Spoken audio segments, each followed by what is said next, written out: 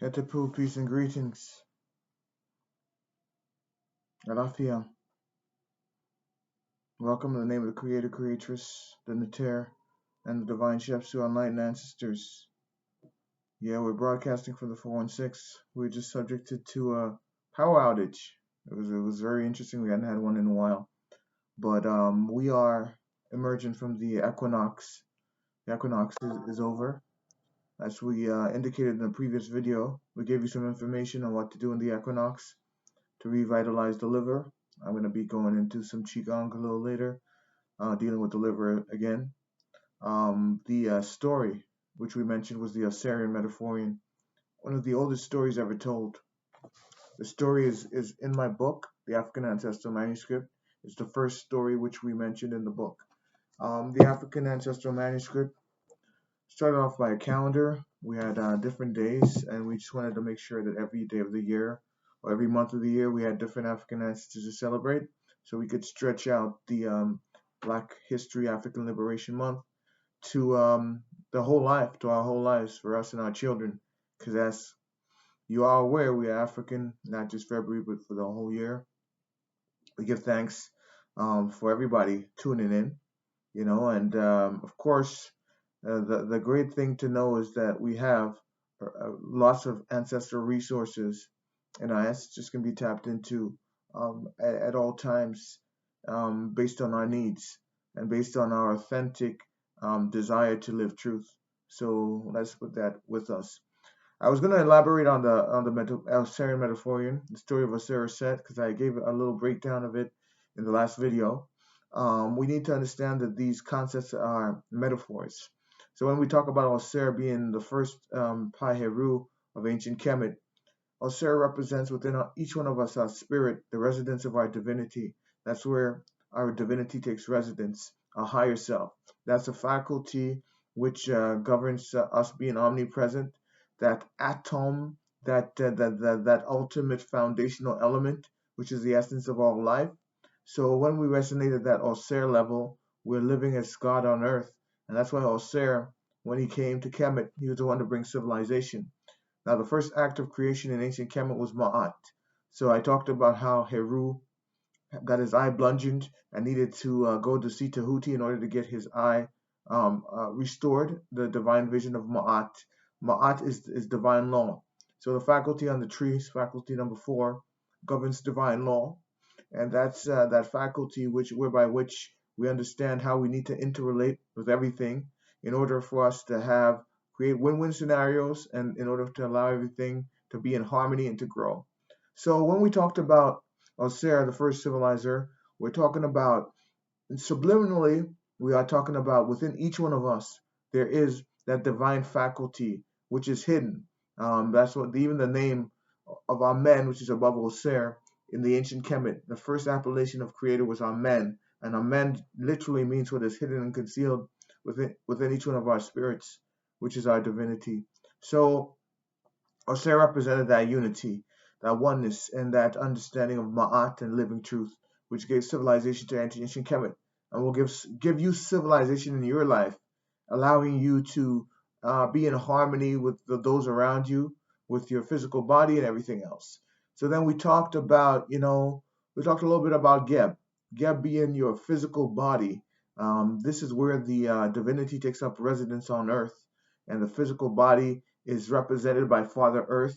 In the ancient Kemetic depictions, you have a man lying on the ground with his phallus or his penis pointing upwards to the sky, and then in the sky they have the Mother Nut, who is the Mother Universe, and then everything that's born from that, Shu and Tefnut, and of course there's Osir, Oset, and of course there's Set, Nephthys, and Eru the Elder, who are the first acts of creation, the first angelic forces, beings to inhabitate the earth, much like the Nomo in the Dogonic tradition, and the Orishas in the tradition of the Ifa.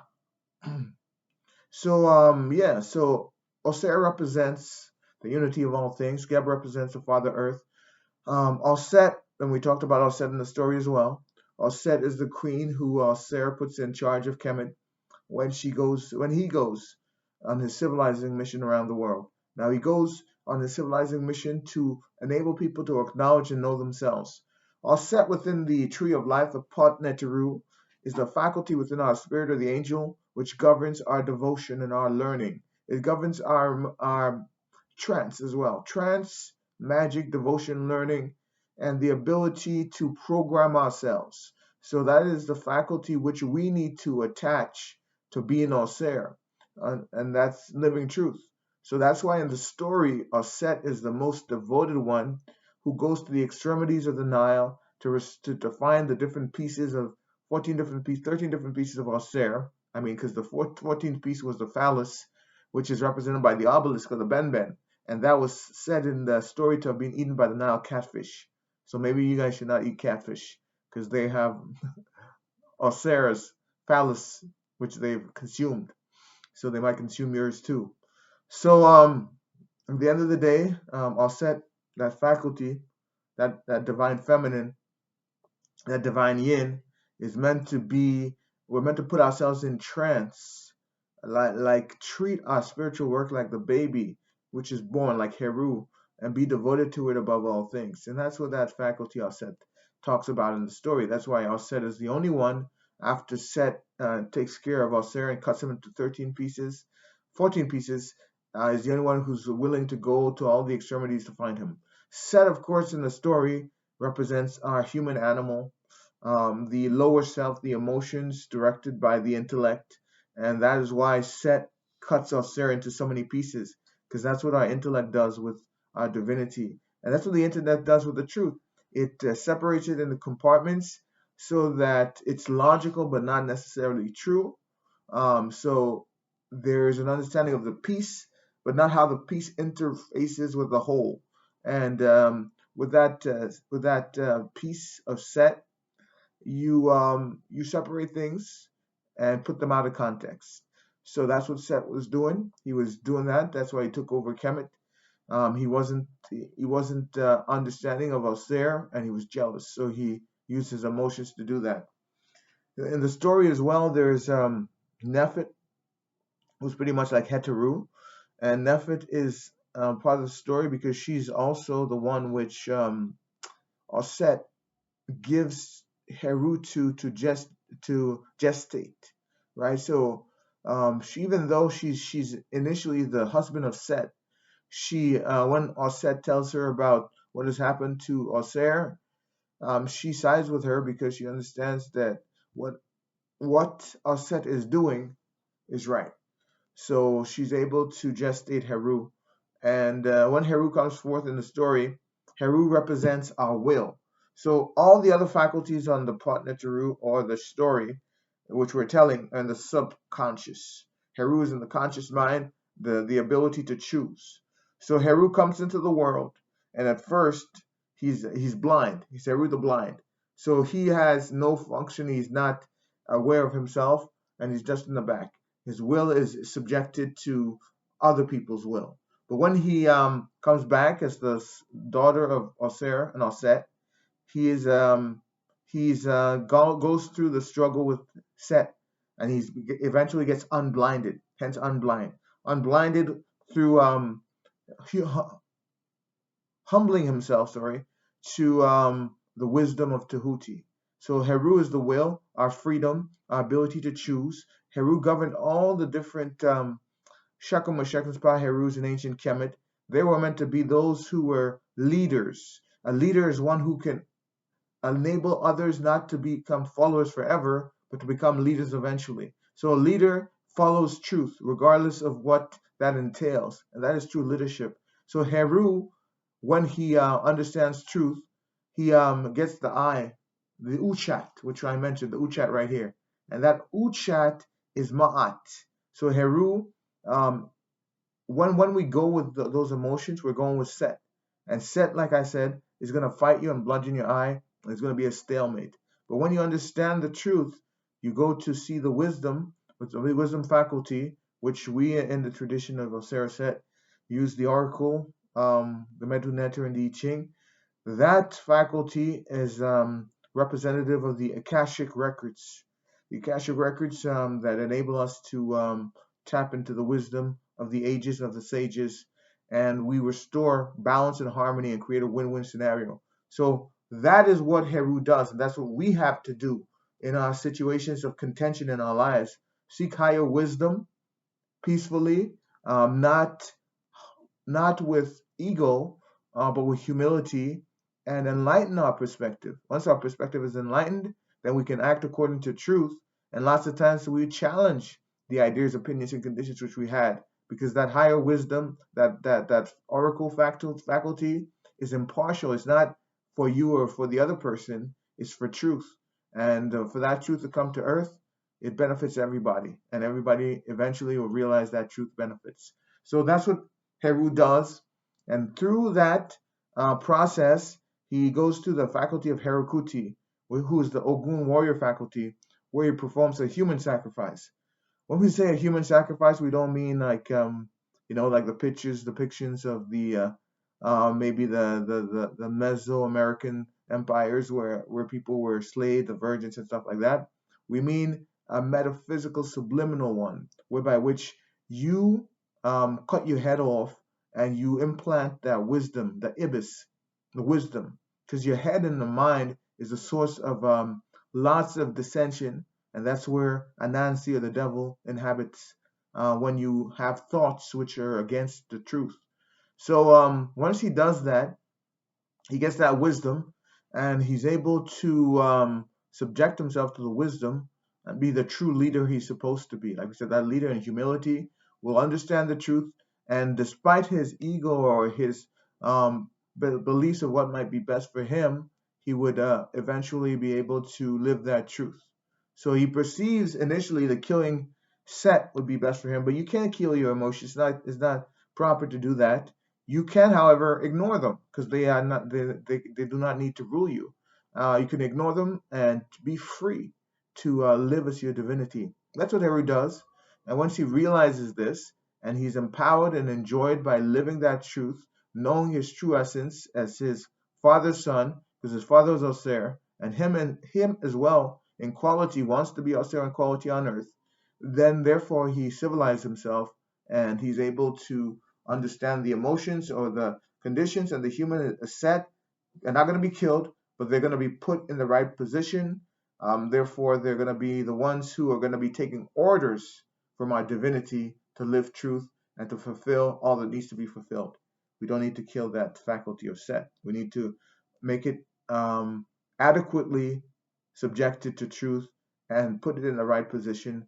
Like I said in the previous example, instead of having it run our ship, we have it in the back seat and we call on it when we need. Align it with the motives of our divinity, because of course we need that energy to do things, and the things which we do, however, should not be based on it, but should be based on the truth. So that's in a nutshell how that story relates to subliminally, metaphysically relates to everyday life. It's the oldest story ever told.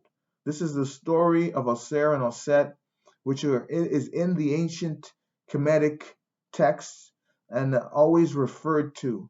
Of course, when we go to ancient Kemet, we got to realize that people in ancient Kemet, from Imhotep to Ptahhotep to Senamut, to Ramses, to Tutmos, to Hatshepsut, to Queen T, to all the great Pepi, and all the great Paherus, Pianki, Shabaka, that they were the ones that represented Heru in Kemet. They were the ones who were the manifestation. And not because they were to be venerated, because their role and their title was Heru, so they had to follow the model of not going with their conditions, emotions, and ideas and perceptions, but checking that with truth and humbly submitting themselves to the wisdom of Tahuti and Ma'at. Ma'at being the law, Tahuti being the wisdom, how to interface with the law in order to create that win-win scenario. So, in a nutshell, that's the information transmitted. We are at the end of the equinox. You should continue your work, your liver work, your spiritual work, your meditation. Understand that at the end of the day, we are going to be judged at the end of the equinox, the end of our lives, based on us living truth and our experiences. And we want to have the experiences where we are in the light. And that's why we have a light on my first eye right now. We want to have that chakra, first eye chakra, enlightened. And it's by living truth that we're going to do that. So once again, I thank you for tuning in. We're just explaining a little bit how the Ausarian Metaphorian, the oldest story ever told, is really a story that could never end because it's within our spirit and it takes place every day. So peace and blessings to you. Have a peaceful end of the equinox. I will be tuning in with some further bios, telling you exactly about some great African ancestors from the African Ancestral Manuscript. This is the Jeliba African Ancestral Manuscript channel. The Jeliba, once again, is a storyteller that reminds us about who we are as Heru, that we need to live according to the laws of Ma'at, fulfill our destiny, declare ourselves free and independent of sins, and therefore reclaim that we know thyself as God, as Neteru, God and Goddess. Another item we have on my page, I have an interview about my book, Broken Coconuts in Our Grandmother's Grave, 9 years in the making. It addresses my personal Shepsu ancestor who's always been watching and guiding over me. And I ask of you to look at the interview, purchase the book. It's available on any book selling online stores, from Amazon to Walmart to Book Depository to Barnes and Nobles. Once again, it's Broken Cola Nuts on Our Grandmother's Grave. We for you now we talk Creole. Please cola pa we gani in grave. Okay, so peace and blessings. And once more, if you have any ideas and suggestions, questions about the presentation on the Ausarian Metaphorian, leave it in the comments. I will you a peaceful, blessed evening, and je vous souhaite une soirée glorieuse.